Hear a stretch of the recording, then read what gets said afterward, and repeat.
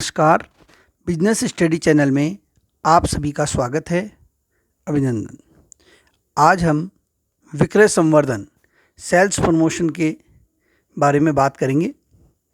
विक्रय संवर्धन के प्रथम भाग में हमने विक्रय संवर्धन का अर्थ, परिभाषा और विक्रय संवर्धन के महत्व के बारे में बात की थी।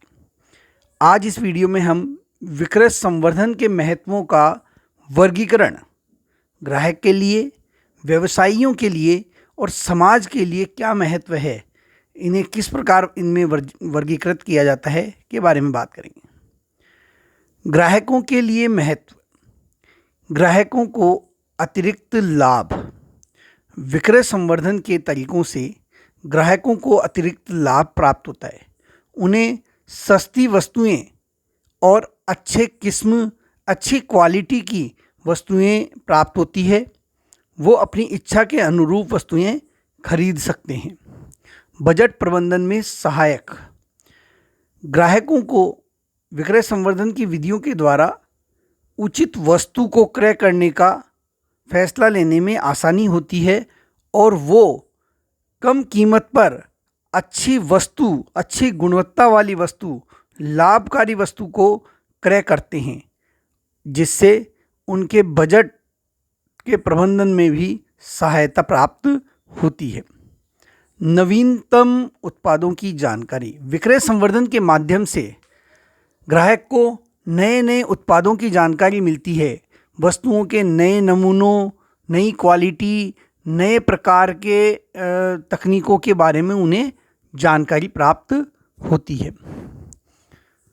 व्यवसायियों के लिए महत्व। नए ग्राहकों को आकर्षित करना। विक्रय प्रबंधन के माध्यम से, विक्रय संवर्धन के माध्यम से व्यवसायी नए ग्राहकों को आकर्षित करता है, नए ग्राहकों में अपने उत्पाद की पहुंच बनाता है और उन्हें अपने उत्पादों को क्रय करने के लिए आकर्षित करता है। मध्यस्थों को प्रेरित करना। विक्रय संवर्धन की तरीकों के माध्यम से कई तरीकों को प्रयोग में लाकर मध्यस्थों को व्यवसायी द्वारा उत्साहित किया जाता है, उन्हें प्रेरित किया जाता है और मध्यस्थ उस व्यवसायी के साथ जुड़कर उसके लाभकारी उत्पादों को बेचने के लिए तत्पर होते हैं। मौसमी परिवर्तन में भी मांग को बनाए रखने में सहायक। विक्रय संवर्धन की गतिविधियों के द्वारा व्यवसायी अपने उत्पाद को मौसम परिवर्तन हो जाने पर भी अपने उत्पादों की मांग को बनाए रख सकता है। जैसे सर्दी के मौसम में भी कूलर और एसी की मांग बनी रहती है, क्योंकि व्यवसायियों द्वारा अपने इन उत्पादों पर कई प्रकार की छूट प्रदान की जाती है, कई प्रकार की सेल जारी की जाती है, जिससे मौसम बदल जाने पर भी ग्राहक इन उत्पादों को खरीद लेता है। प्रतियोगिता का सामना करने में सहायक। व्यवसायी विक्रय संवर्धन की तकनीकों के माध्यम से कड़ी प्रतिस्पर्धा के युग में अपने फर्म, अपने उत्पाद को टिकाए रख सकता है और यह भी उसके लिए बहुत महत्वपूर्ण होता है। समाज के लिए महत्व। रोजगार के अवसरों का सृजन। विक्रय संवर्धन की विधियों के द्वारा व्यवसायी के उत्पाद की जब मांग बढ़ती है तो उन्हें उत्पादन करना पड़ता है। अधिक उत्पादन के लिए उन्हें अधिक लोगों को रोजगार देना पड़ता है। साथ ही विक्रय संवर्धन के लिए उन्हें अप्रत्यक्ष कार्यों में भी कई लोगों को रोजगार से जोड़ना होता है। तो इससे समाज में रोजगार के अवसरों की बढ़ोतरी होती है, लोगों को अधिक से अधिक मात्रा में रोजगार प्राप्त होता है। हर वर्ग के लिए सहायक। क्योंकि कई प्रकार की वस्तुएं बाजार में उपलब्ध होती है, कंपनियों में प्रतिस्पर्धा होती है, तो उसका फ़ायदा निम्न वर्ग से लेकर उच्च वर्ग तक सभी को प्राप्त होता है।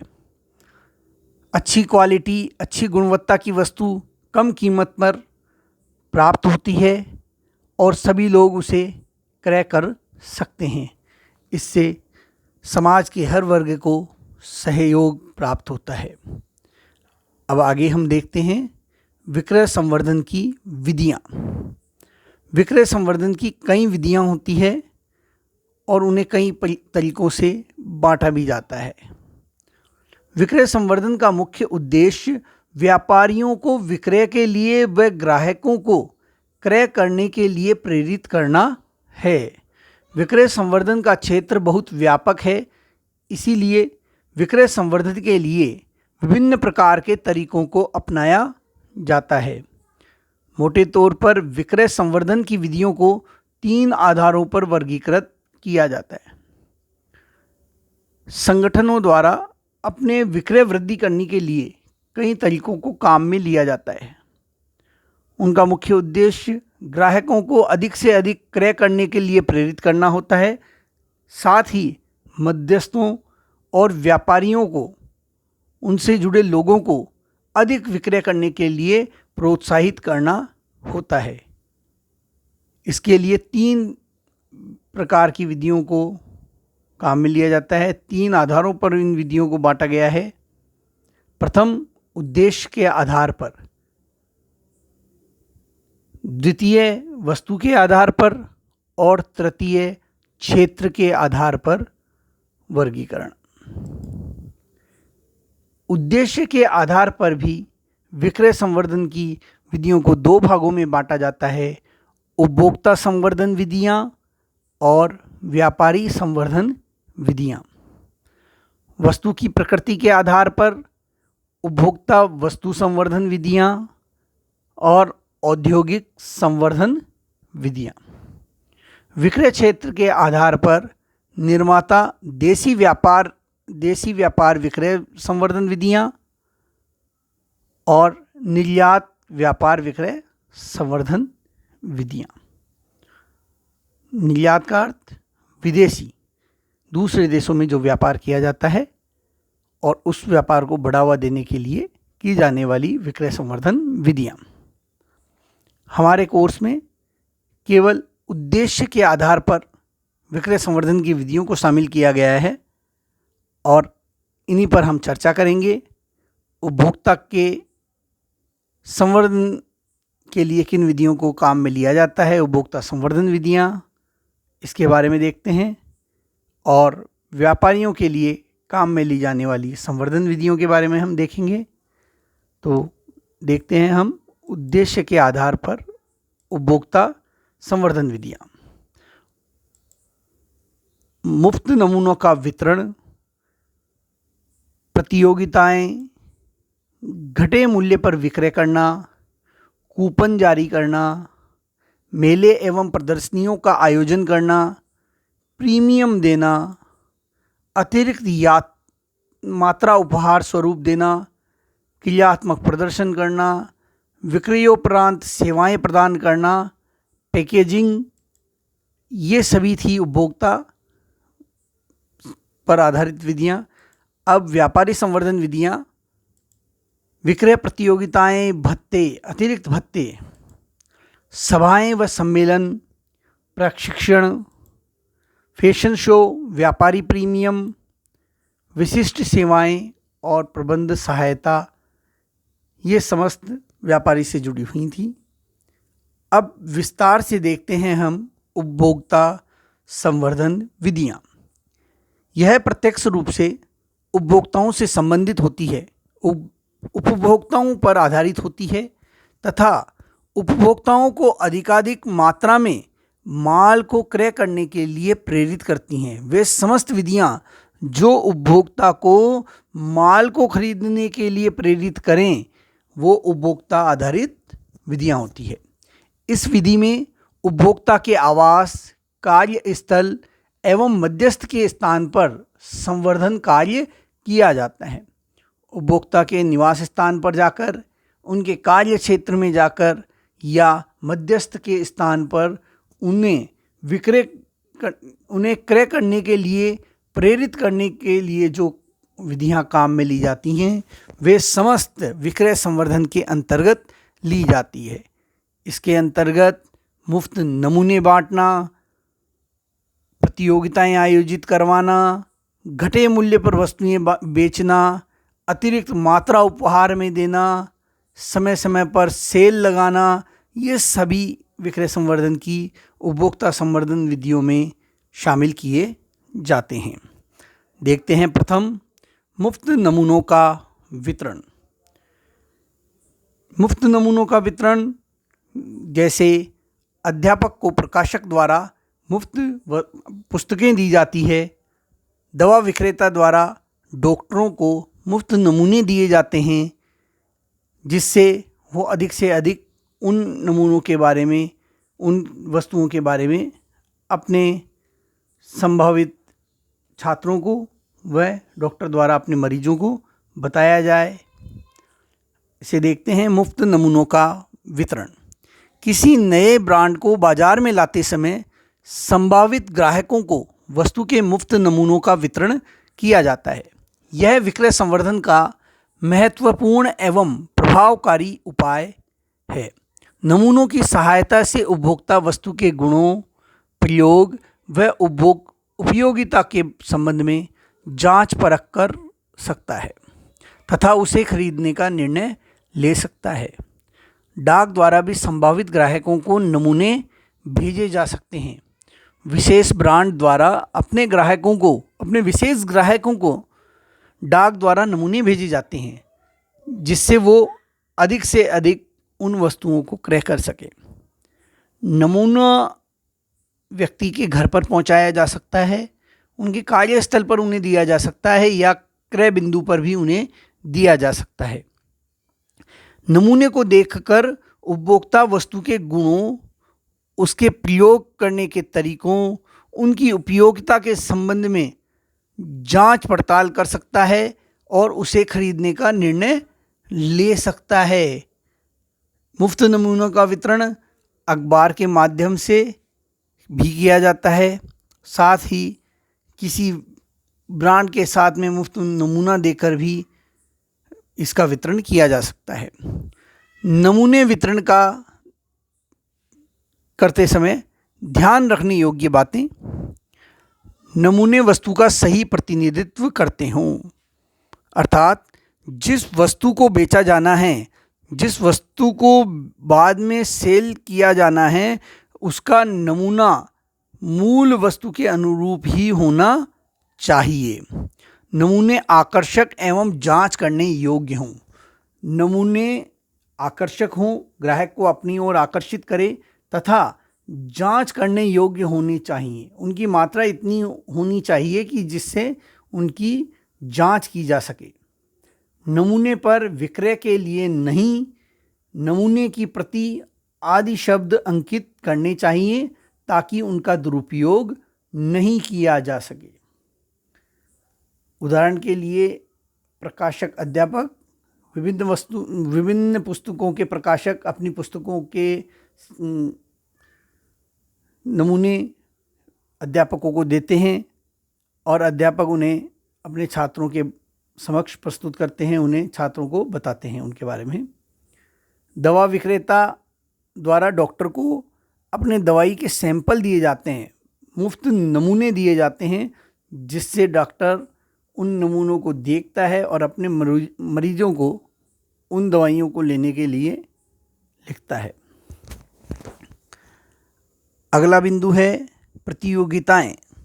निर्माता उपभोक्ताओं को आकर्षित करने, नई वस्तु को बाजार में प्रस्तुत करने, प्रतिस्पर्धियों से आगे निकलने अथवा विक्रय में वृद्धि करने के लिए उपभोक्ताओं के लिए विभिन्न प्रतियोगिताओं का आयोजन करते हैं। हमने देखा है कई वस्तुओं के साथ कई बार प्रतियोगिताएं आयोजित की जाती हैं, जैसे अधूरे शब्द पूरे करो, अधूरे वाक्य पूरे करो या टैगलाइन बनाएं। इस प्रकार की प्रतियोगिताएं समय समय पर कंपनियों द्वारा आयोजित की जाती है। वस्तु के बारे में आप क्या जानते हैं, अपने विचार 10 शब्दों में लिख के भेजें या 2 पंक्तियों में लिखें, इस प्रकार की प्रतियोगिताएं आयोजित होती रहती हैं। प्रतियोगिताओं में सम्मिलित होने के लिए उपभोक्ता को क्रय की गई वस्तु का कैश मेमो, बिल अथवा वस्तु की पैकिंग का कोई हिस्सा संलग्न करना होता है। विजयी को नकद राशि, कंपनी का उत्पाद अथवा विदेश घूमने एवं 5 सितारा होटल में रुकने की सुविधा प्रदान की जाती है। जो भी प्रतियोगिता में विजयी होता है उसको आकर्षक उपहार दिए जाते हैं, जिनमें विदेश घूमने, होटल में रुकने, कंपनी के उत्पाद फ्री में देने या कुछ नकद राशि का भी उपहार हो सकता है। यह भी विक्रय संवर्धन की एक प्रणाली है, पद्धति है। घटे मूल्य पर विक्रय।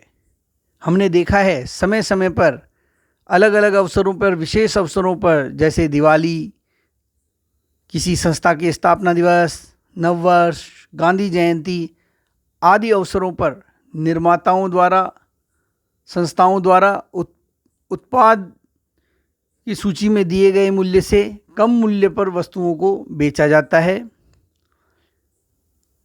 इसे सेल लगाना कहते हैं। सेल लगाना प्रचलन एवं फैशन से बाहर हो गई वस्तुओं एवं पुराने स्टॉक को बेचने का सर्वाधिक प्रचलित तरीका है। सेल जब लगाई जाती है तो वह प्रचलन से बाहर हुए उत्पाद को बेचने का एक बहुत प्रचलित तरीका है तथा कई बार सेल किसी उत्पाद विशेष की अधिक बिक्री करने के लिए भी लगाई जाती है। जैसे गांधी जयंती के अवसर पर खादी पर छूट दी जाती है, वो उस खादी से लोगों को जोड़ने व उसकी बिक्री को बढ़ाने के लिए किया जाता है। घटे मूल्य पर विक्रय अर्थात सेल द्वारा विक्रय करना। कूपन। हमने देखा है समय समय पर कंपनियां अपने कूपन प्रकाशित करती हैं, कूपन जारी करती हैं, जो कि न्यूज़पेपर के द्वारा भी जारी हो जाती हैं। उसमें से कटिंग करके हम दुकान पर जाकर वस्तु क्रय कर सकते हैं। अगरबत्ती, चाय, साबुन आदि के साथ भी कूपन प्राप्त होते हैं और उनके द्वारा कुछ निश्चित छूट हमें प्राप्त होती है। कूपन में उपभोक्ता को वस्तु खरीदने पर कीमत में छूट दी जाती है अथवा कुछ मुफ्त वस्तु दी जाती है। कूपन वस्तु की पैकिंग में रखे जाते हैं अथवा अखबार में प्रकाशित किए जा सकते हैं। वस्तु को खरीदने के पश्चात जब ग्राहक पैकिंग खोलता है तो उसमें से कूपन निकलता है। कूपन में दी गई राशि की ग्राहक को छूट मिल जाती है अथवा कूपन में अंकित वस्तु उसे मुफ्त में दी जाती है। जब किसी वस्तु के साथ कूपन निकलता है तो या तो वस्तु मुफ्त निकलती है या उसमें कुछ मूल्य लिखा होता है, कुछ प्रतिशत लिखा हुआ होता है और वो छूट ग्राहक को मिल जाती है। जैसे हम स्क्रीन पर देख रहे हैं, save 20% coupon, save 30% coupon, save 50%, save 70% coupon. जब हम इन कूपन को काट कर लेके जाएंगे तो संबंधित प्रोडक्ट जिससे संबंधित ये हैं उस प्रोडक्ट में उतना प्रतिशत की छूट हमें प्राप्त हो जाएगी। ज़्यादातर न्यूज़पेपर, अगरबत्ती, चाय, साबुन आदि के साथ कूपन जारी किए जाते हैं। मेले एवं प्रदर्शनियाँ, यह विक्रय संवर्धन का एक महत्वपूर्ण साधन है। इनमें वस्तुओं को विशेष रूप से सजाकर रखा जाता है और वस्तु से संबंधित ब्रोशर व साहित्य को मुफ्त बांटा जाता है। राष्ट्रीय पुस्तक मेला, शू फेयर, स्वदेशी मेला, खादी मेला, सहकारी वस्तुओं एवं हस्तशिल्प का मेला इसके प्रमुख उदाहरण हैं। हमने देखा है हमारे आसपास कई प्रकार के मेले आयोजित होते रहते हैं, जिनमें पुस्तक मेला है, शू फेयर है, खादी मेला है, स्वदेशी मेला है और इनमें विभिन्न प्रकार की कई प्रकार की वस्तुओं को सजाकर रखा जाता है, ग्राहकों को आकर्षित किया जाता है, उनमें उन वस्तुओं को क्रय करने के लिए प्रेरित किया जाता है। प्रीमियम का अभिप्राय ग्राहक द्वारा कोई वस्तु खरीदे जाने पर निर्माता द्वारा अतिरिक्त वस्तु प्रदान किए जाने से है। जिस प्रकार पेंसिल बॉक्स खरीदने पर शॉर्पनर और इरेजर फ्री मिलता है, टूथपेस्ट खरीदने पर टूथब्रश फ्री मिलता है, तो यह प्रीमियम कहलाता है। कुछ अतिरिक्त वस्तु जो प्राप्त होती है वस्तु खरीदने पर, वह प्रीमियम कहलाती है। प्रीमियम के कारण ग्राहक वस्तु को खरीदने के लिए प्रेरित होते हैं। उदाहरण, टूथपेस्ट के पैकेट के साथ टूथब्रश देना, पेंसिल के पैकेट के साथ रबर शॉर्पनर देना, पुरानी या उपयोग में लाई गई वस्तु के बदले कुछ कीमत लेकर नई वस्तु देना प्रीमियम के प्रमुख उदाहरण हैं। अतिरिक्त मात्रा उपहार स्वरूप प्रदान करना। हमने देखा है कई वस्तुओं में 15%, 10%, 18% या 25% अतिरिक्त प्रिंट किया हुआ होता है।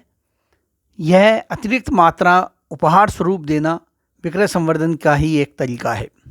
उत्पाद की अतिरिक्त मात्रा उपहार में देना सौंदर्य प्रसाधन निर्माताओं द्वारा, पैक्ड खाद्य वस्तु निर्माताओं द्वारा इनका उपयोग किया जाता है। 18%, 25% अतिरिक्त ये इसके उदाहरण हैं। अर्थात वस्तु की कुछ मात्रा अतिरिक्त दिया जाना भी विक्रय संवर्धन का एक तरीका है। ग्राहकों को वस्तु की ओर आकर्षित करने का एक अच्छा तरीका है। क्रियात्मक प्रदर्शन। निर्माता अपने शोरूम पर अथवा मेले प्रदर्शनी में वस्तु को उपयोग में लेने का प्रदर्शन करता है। हमने देखा है इलेक्ट्रॉनिक्स की दुकान पर टीवी या फिर साउंड सिस्टम चलते हुए रहते हैं, जिन्हें ग्राहक आसानी से देख सकता है, उनकी क्वालिटियों के बारे में जान सकता है, और ये तकनीकी वस्तुओं के लिए बहुत अधिक काम में लिया जाता है। जैसे कार को चलाकर देखना, साउंड सिस्टम को चलाकर देखना, मोबाइल इत्यादि के नमूनों को चलाकर देखना इसके अंतर्गत लिया जाता है। तकनीकी प्रकृति की वस्तुओं को बेचने में इसका प्रयोग किया जाता है। इसके माध्यम से ग्राहकों के संदेहों का निवारण हो जाता है तथा वह स्वयं भी वस्तु का प्रयोग करके देख सकता है। जैसे गाड़ी को चलाकर देखा जा सकता है, या फिर टेलीविज़न, उसको हम देख सकते हैं उसमें क्या क्या क्वालिटियां हैं, दुकान पर उसे चलाकर देखा जाता है। साउंड सिस्टम को देखा जाता है, उनका प्रदर्शन किया जाता है दुकानदारों द्वारा। यह भी बिक्री को बढ़ावा देने के लिए एक तरीका है। विक्रयोपरांत सेवा। वर्तमान समय में ग्राहक को वस्तु खरीदने के बाद में भी सेवाओं की ज़रूरत पड़ती है। विक्रयोपरांत सेवा। विक्रेता उपभोक्ता को विक्रय के बाद निश्चित अवधि के लिए सेवा की गारंटी देता है।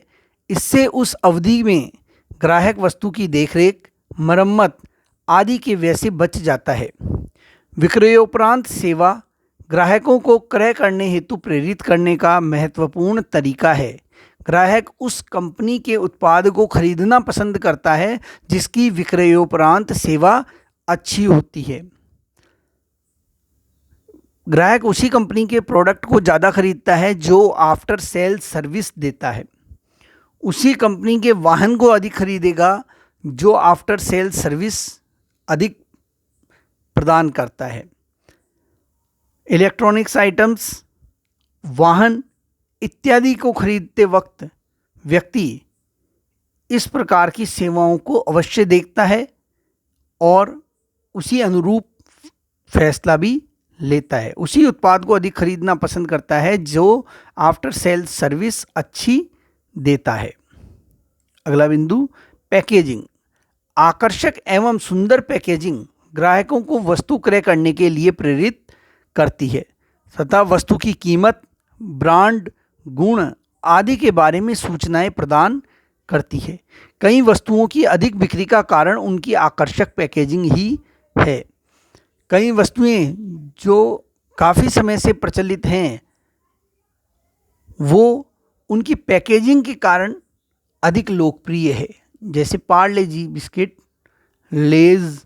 ये इनकी पैकेजिंग के कारण लोगों के मन मस्तिष्क में छाई हुई हैं और इन पैकेजिंग के द्वारा ग्राहक वस्तु की कीमत, उसके गुण, उसकी मात्रा के बारे में जानकारी प्राप्त कर लेता है और उनको खरीदने के लिए अग्रसर होता है।